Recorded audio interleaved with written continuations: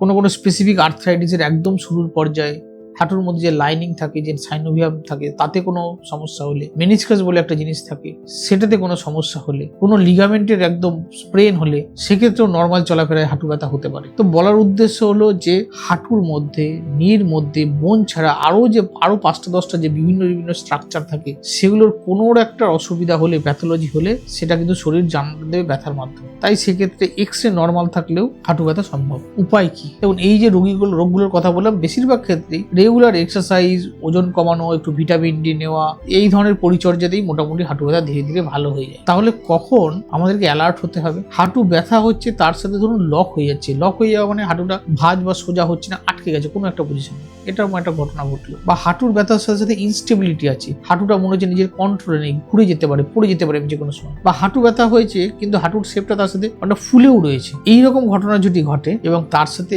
X-ray normal থাকলেও, সেখানে কিন্তু চিন্তা ভাবনা করার দরকার আছে, ডাক্তারের পরামর্শ নেওয়ার দরকার আছে, further investigation, further work up করার দরকার আছে।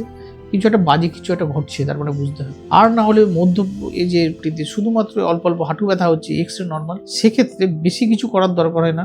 যেগুলো আমি বললাম, নিয়মিত এক্সারসাইজ, ওজন কমানো এবং কিছু সাপ্লিমেন্টেশন, এইগুলো খেলেই বেশিরভাগ ক্ষেত্রে আপনারা ভালো থাকতে পারেন।